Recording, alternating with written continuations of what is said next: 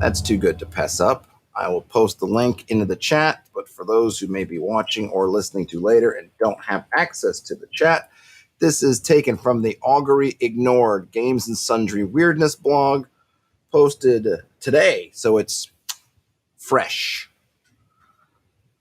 Let me just write this down real quick. OSR class shaker, and this apparently is version 2.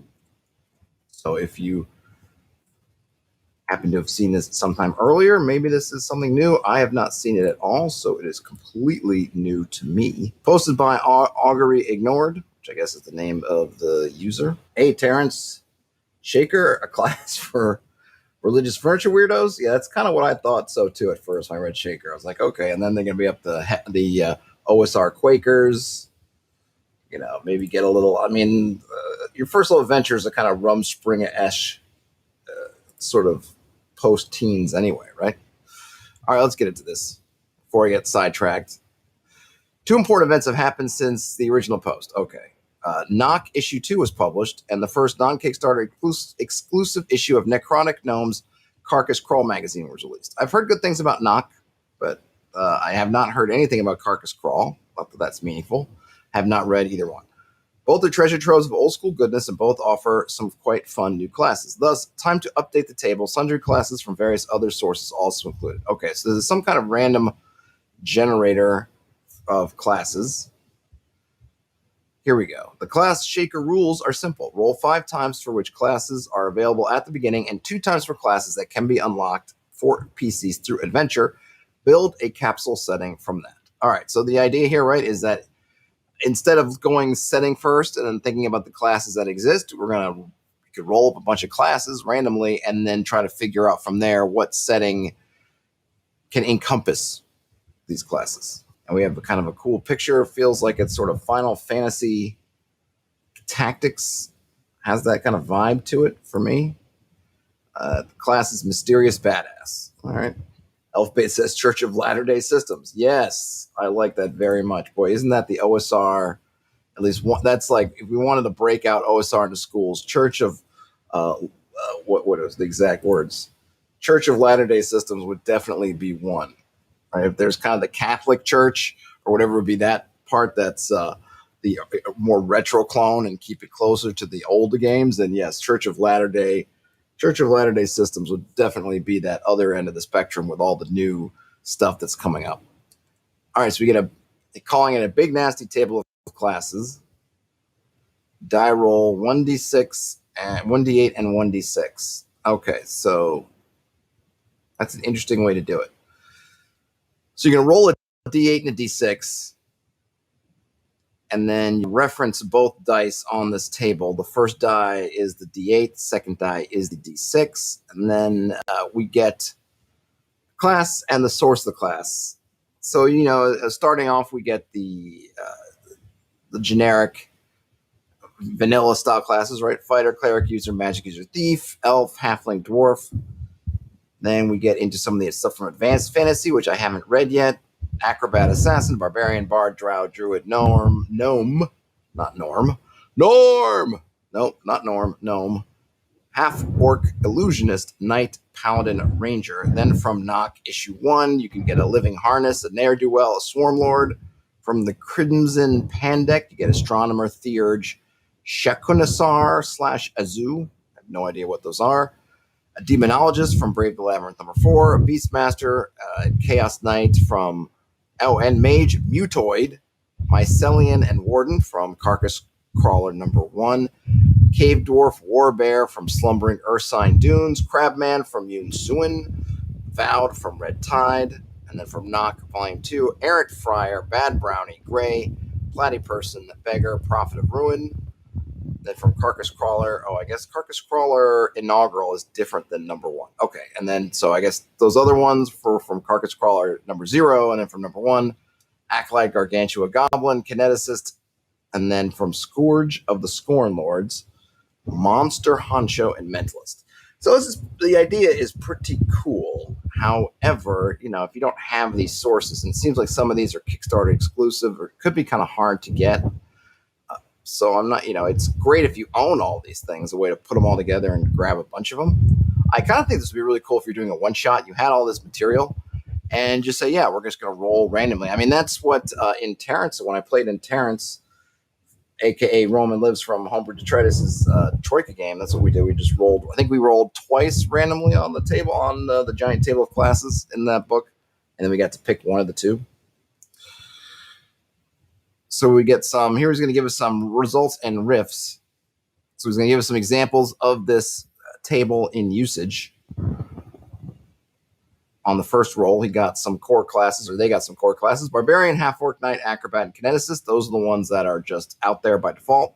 And then stuff you can potentially unlock through adventuring, which is an idea I really like, especially if the players are made aware of it, or their characters are, and they could potentially have secondary characters. It's kind of a neat thing. I think once you start getting at that first time you reach domain play, and now your players may be wondering kind of what they want to do with it. If there are these other classes that they may want to play out there, like when your player says, ooh, I'd really like to play an illusionist, and you can say, well, if you want to, there are ways out there in the world you could do it, but you got to go do it. Oh, anyone else getting a lot of mic noise? A little. Uh-oh, mic noise. Mic noise. Let me see. I don't want to have mic noise. Hold on a minute. All right, I'm just going to flip something off.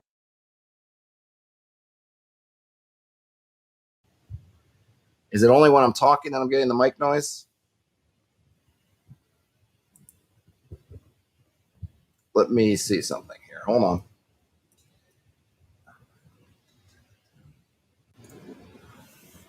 Any better like this? Is it there? Is it there? Can you hear me? Someone respond. Someone respond. I'm going down. I'm going down. Terrence says, I really want the OSC fantasy. Oh, oops, let me do it. I really want the OSC advanced fantasy books, but I don't have the spare $80. Is that how much they are? Or I guess that's assuming like the actual hardcovers. No noise at the moment. All right, I will continue this way. Please let me know in the chat if the noise comes back. All right, good. I'm not sure where the noise came from, but I'm happy it's gone. Okay, so as I was saying before I had to take care of that issue, I do like the idea of having unlockable classes, particularly if it's something that the players, their characters can be made aware of, a kind of in-game. And it is definitely a way when you're maybe getting to the point where they are thinking about retiring their first PCs, if they make it that far, something that the PCs can go on, or maybe send new characters to go on. Maybe once one set of characters reaches domain level play, this comes a nice kind of thing you can, as a carrot, to go out there and find the illusionist that you've heard of, that's been whispered about in rumor, or the druid that seems to be lurking in some dark wood somewhere, and then learn from them, or take your child to learn from them, and that becomes your next PC unlocking it. Still a little noise, but nothing horrible. Okay, well, sorry about the noise.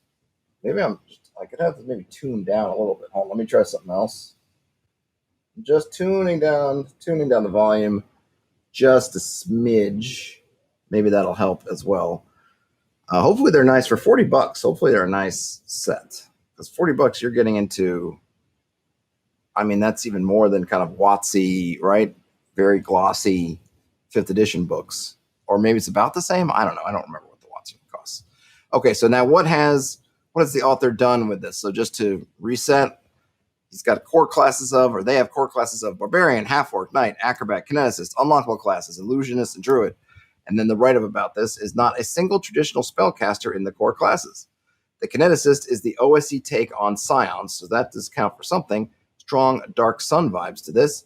I imagine a wasteland studded with proud city-states where knightly aristocracies reside, contemptuous of the tribes of the nomads around them, with mercantile caravans / traveling circuses connecting these settlements. Unlocking druids probably involves purifying some defiled wilderness, holy places, and illusionists require access to forbidden books kept under lock and key by the knights. So that's pretty cool. Yep, I like that idea.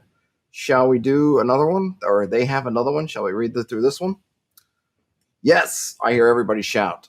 I'm not hearing anybody shouting. I have not yet gone mad. All right, second set of results. Core classes, Ne'er-Do-Well, Halfling, Prophet of Ruin, Illusionist, and Cleric. Unlockable classes, Magic User, and Astromancer. And here the author says, I see a great and ruinous city with a vast underbelly, half dungeon and half slums. Here the prophets of ruin spread their word to a population with no faith in its future.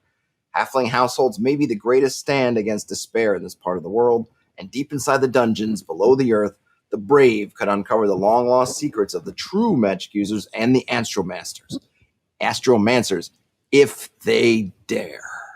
Well, there you have it. That's kind of a cool idea. There's so many OSR sources, so many. Bob Mostel says, "I have not yet gone mad." Is the kind of thing a madman would say. Though usually I follow that Poe school of insanity. Is that if that's a thing in which the people who are the most mad are the ones who feel themselves the most sane? So, am I saying that I'm the most sane? And then if I am saying I'm the most sane, does that not in fact make me mad? See, these are the kind of thoughts that keep me up at night. Or, I sleep like a baby. You choose. It's Friday. And then, Terrence, thanks. Go mad at my pleasure. Oh, I appreciate that. And I shall. So that was Ochre. OSR Class Shaker Volume 2. It's an interesting concept. It's definitely, you know what, here I'll say about that. I don't, on the first blush, I don't think it's something I would really use. But I think it's a great way to shake things up. If you're in the doldrums about your setting and you feel like you're stuck creating the same setting over and over and over again, you just want something new and different. I don't see a lot of tables for generating whole settings. We see stuff like in the Worlds Without Number, generating bits and pieces, but usually you're starting off with an idea and you're kind of fleshing out the idea, right? You have a concept of what your setting is going to be, and then you're using these pieces to help you with that, but it's not helping you generate the level, the broadest level of your setting. Whereas something like this, you make some rolls, see what that gets you, and then you try to piece it together, and maybe that actually helps you generate an actual setting. So it's kind of cool. I'm digging it. Terrence says, I actually am the most sane. It's crushing, to be honest. Bob Mossel says, mad as a hatter.